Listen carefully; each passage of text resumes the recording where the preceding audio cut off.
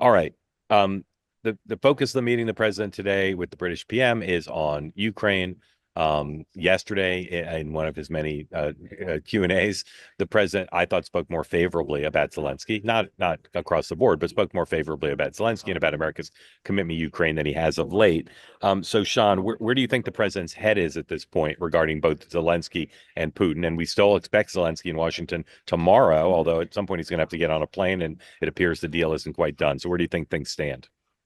So a couple of things. I would just make the prime minister held an event last night at the residence, and I would say while the focus is definitely Ukraine, they are trade is literally number two on that issue, tariffs and a potential UK-US trade deal.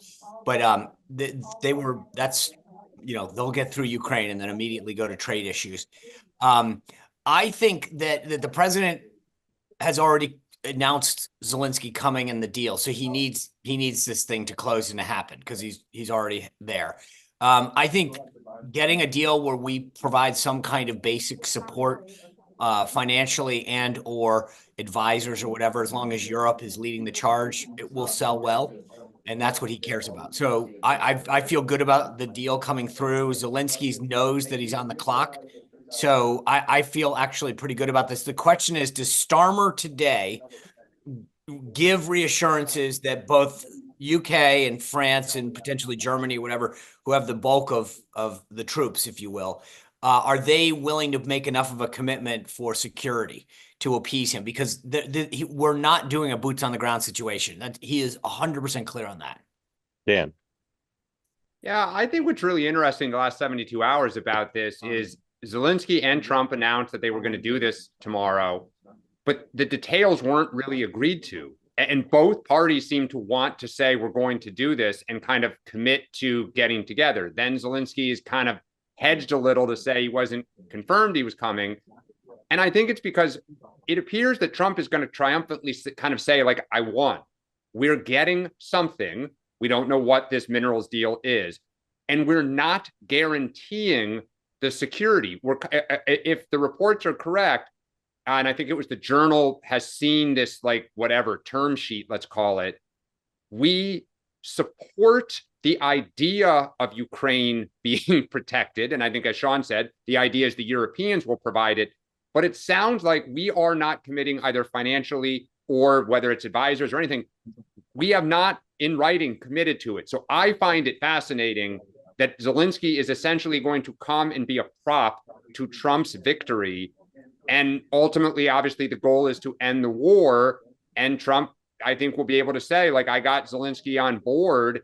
And for Zelensky, you're committing to something without anything in return, which is remarkable. He doesn't, but the fact is, Zelensky doesn't have much to negotiate with, right? I mean, what he comes in, he doesn't have any. He's not coming in from a position of strength. I think that this is also three-dimensional chess. Trump gets the Europeans to buy into security, long-term security, and peacekeeping. The Ukrainians are giving us some rare earth mineral rights. And then he can go to Putin and say, dude, you better buy in on this deal because everybody's in a good place. And so I think from how this thing is working out, this has the potential to have the only real outcome that's possible. Well, I mean, the challenge is Putin is incredibly sophisticated and strategic, right? So the question is, does he see this as just like, I got a couple miles in Ukraine and it's the end of it, we're going to go back? Or does he see this a little bit differently? Like, I'm getting a peace deal with no U.S. presence. The Europeans really can't provide this, and just give me a year or two and I'm going to go, So I think you're right, Dan. I'll take it a couple more years out. I think that Putin knows I can't screw with anybody while Trump's in office, because Trump will actually go, I think, would retaliate. And because he would find it an affront to his leadership. So I think if I'm Putin, I basically say, give me a deal I can live with, and I'll see where we are in 4 years. And because that's, I think, where his head's at. He knows that Trump will not tolerate the annexation of any further land or hostilities under his watch. I agree with Sean, and I'll just say I think there's a possibility the deal will not be done until they're face to face in the room. I think there could be I's to dot and T's to cross that happen in the room, from what I've heard. But I think, Sean, another way to look at that, though, I just need to say this, is that Putin looks at it as Trump won't screw with me. Like, I'm going to reload for 3 years. I'm going to plan. I'm going to rebuild my military. I'm going to get money flowing back into our coffers. And as soon as he leaves, I will relaunch this again. Yeah. And JD Vance can deal with it. Now, look, I will say this. We've talked a lot about the optics of all this. And so there's two things that I think are important for the record. Number one, I don't like the chaos, and this has never happened, and the Europeans aren't sitting in the proper seat when there's a table. Who cares? I said this a week ago. I'll say it again.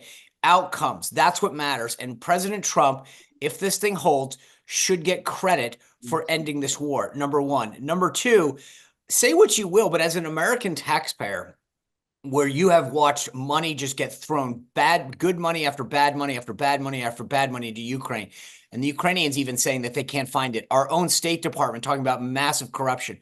For a president to finally go in and put a deal on the table that the United States gets something out of this, I think should be applauded.